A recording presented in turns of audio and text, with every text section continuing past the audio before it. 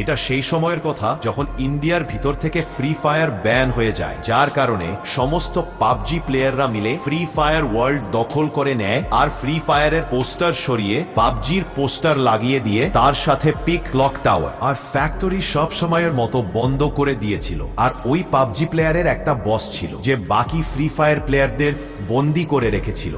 কিন্তু তখন মেক্সিম একটা পাবজি প্লেয়ারকে বলল, পাবজির বট এদিকে শোন, তোরা আমাদের বেশি দিন বন্দি করে রাখতে পারবি না। কিন্তু ওই পাবজি প্লেয়ারটা খুব রেগে যায়, তারপরও মেক্সিমের উপর নির্বিচারে গুলি করে। আর অন্যদিকে অ্যাডাম কেঁদে কেঁদে বলছিল, দয়া করে আমাদের ছেড়ে দি। তখন পাবজির বস বলল, চুপচাপ নাচ ফ্রি ফায়ারের পোকা, না হলে আমি তোকে মেরে ফেলবো। ঠিক তারপর একজন পাবজি প্লেয়ার সেখানে ছুটে আসে। ও বলল, বস বস ও এসে গেছে। ফের পাবজির বস বলল, কে এসে গেছে? কিন্তু আরো দেখার আগে আপনি ফ্রি ফায়ার আর পাবজির মধ্যে কাকে পছন্দ করেন? যারা ফ্রি ফায়ার পছন্দ করেন তারা ভিডিওটি লাইক করে চ্যানেলটা সাবস্ক্রাইব করুন আর কমেন্টে লাল দিল ইমোজি পাঠিয়ে দেবেন। দেখা যাক কতজন ফ্রি ফায়ারকে পছন্দ করে। তারপর ওই পাবজি প্লেয়ারটি বলল, ফ্রি ফায়ার ইন্ডিয়ার মধ্যে ফিরে এসেছে। যেটা শুনে এডাম খুব খুশি হয়ে গেছিল, কিন্তু পাবজির বস বেচারা এডামকে মেরে ফেলে।